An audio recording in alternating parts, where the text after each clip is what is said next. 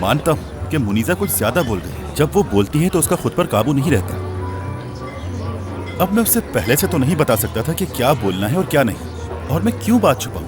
हाँ, पुरानी बात है, कई साल गुजर गए। वो अब सिर्फ मेरी दोस्त है, बल्कि सबसे अच्छी दोस्त।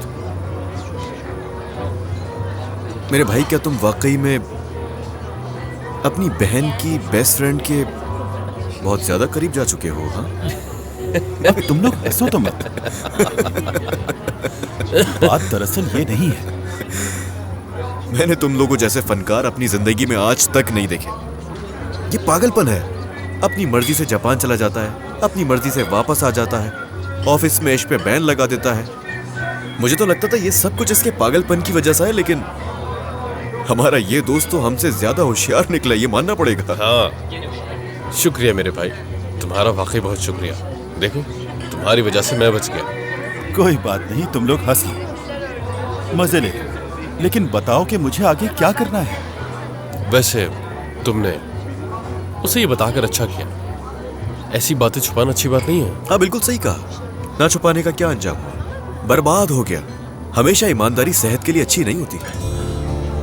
कभी कभी बेईमानी भी ईमानदार होती है। गौर करो जरा, सोचना इस बारे में। तो मेरे भाई, क्या ये झूठ बोलना नहीं हुआ? बात सुनो। अब देखो, इंसानों के ताल्लुकात की एक हद होती है मेरे दोस्त। अब इतना बोझ डालने का फायदा क्या है जब दूसरा सह ही ना सके यार। और एक बात याद रखना, एक साथ इतना बोझ किसी के जहन पर अगर डालोगे तो अंजाम यही होगा। तो बताओ कि क्या होता अगर ये बात, यानी ईबो की बेहतरीन दोस्त उसकी साबका मंगेतर रह चुकी है, हाँ? और अगर ये बाद में पता चलता फिर? हाँ। देखो मेरे भाई, तुम्हारी जिंदगियों में रंग तो है ही नहीं, ठीक है? हर चीज तुम्हारी जिंदगी में ब्लैक एंड व्हाइट ही है। देखो, मनाना, मुश्किलात का सामना करना, ये सारे काम सिर्फ औरतों के करने के लिए नहीं है। तुम भी तो कुछ करो ना।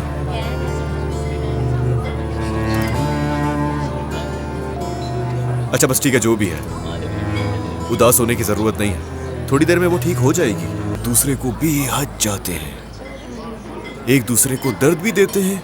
कभी एक रोता है, कभी दूसरा रोता है। ये सब क्या है? ये तुम किस बारे में बात कर रहे हो? दिखाना जरा मुझे।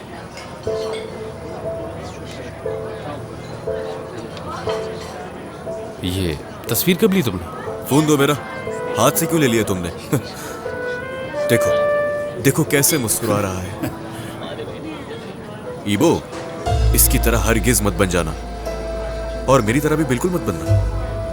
फरद की तरह भी मत बनना, ना करीम की तरह बनना और ना मजनू की तरह।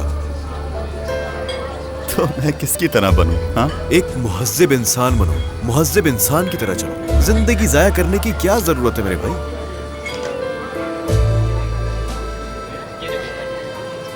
देखो यार, तुम्हें वक्त की कदर करना सीखनी होगी, मोहब्बत की कदर करना भी सीख लो। जिंदगी में कुछ चीजें छूट जाती हैं मेरे दोस्त, जो वापस कभी भी नहीं आती। इंसान में मुकाबला करने की हिम्मत नहीं रहती। अब मुझे ही देख लो, आइफर और मैं एक दूसरे की एक नहीं सुनते थे यार। घर जाने का दिल नहीं करता था मेरा, और ऐसे हालात में भी हमने शादी को 2 साल बरकरार रखा। लेकिन क्यों? क्यों? इस क्यों का जवाब तो मेरे पास भी नहीं है मेरे भाई। इंसान को लगता है कि सब ठीक हो जाएगा, लेकिन यह सिर्फ मेरी एक गलत फहमी थी। शीशा टूटकर कभी भी दोबारा नहीं जुड़ता। किसी काम के काबिल नहीं रहता है वो शीशा। बात सुने, 3 सादी कॉफी ले आइएगा जी, और डबल करके लाइएगा, ठीक है? ठीक है। अब बस करो, बहुत बातें हो गई। फिलहाल तो हम यहाँ इसका मसला हल करने बैठे हैं। आराम से बैठ के कॉफी पीते हैं और यहाँ कुछ बातें करके थोड़ी देर में घर चले जाएंगे। मैं बस थोड़ी देर में आ रहा हूँ, मेरा इंतजार करो। मेरी टांगों में तो अब जान भी नहीं बची है। मेरे पूरे जिस्म में नहीं रही। खैर है, दमीर होश में है, वो ड्राइव कर लेगा। वो अपने पूरे होशो हवास में है इस वक्त। तुम लोग खामोश नहीं रह सकते क्या? औरतों के अलावा और कोई बात नहीं करने को? तुम्हें क्या तकलीफ है? हाँ, कुछ नहीं कह रहा वो। बैठ जाओ बैठ जाओ बैठ जाओ, कुछ नहीं कह रहा वो। आराम से बैठ जाओ। मेरे भाई, तुम अपने काम से काम रखो, अब तंग मत करना।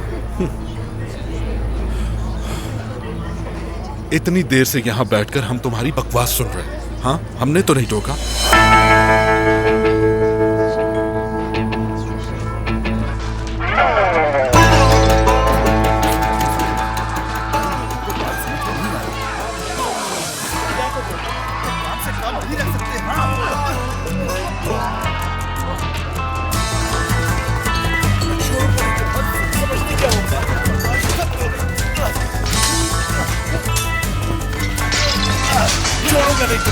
जान से मार दूंगा।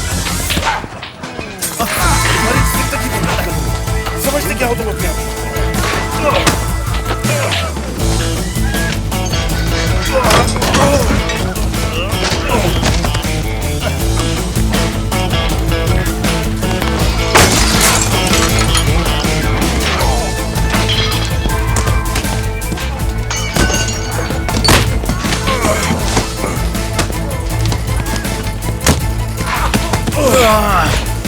समीर, और कैसा होता है?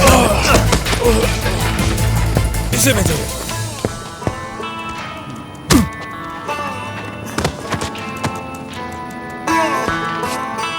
निजात, क्या कहा था तुम्हें मैंने?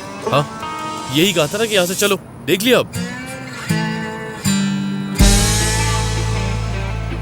इतनी मार खाने के बाद भी पेट नहीं भरा तुम्हारा?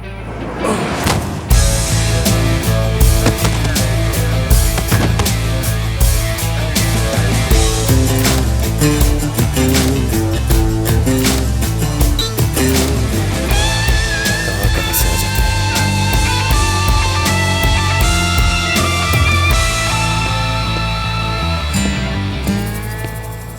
आप मैनेजर हैं? जी। इस नंबर पे कॉल कीजिएगा। आपका जितना भी नुकसान हुआ है वो पूरा हो जाएगा। इसके लिए माजरत चाहता हूं मैं। शब खैर।